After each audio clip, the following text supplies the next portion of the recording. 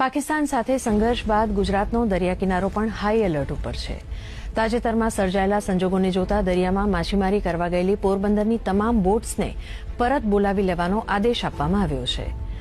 સુરક્ષાના પગલાં ભરવાના ભાગરૂપે દરિયામાં માછીમારા કરવા ગયેલી પોરબંદરની 1700 જેટલી બોટને પરત આવી જવા અથવા તો આસપાસના કોઈપણ ભારતીય બંદર ઉપર બોટને મૂકી દેવા માટે હુકમ કરાયો છે.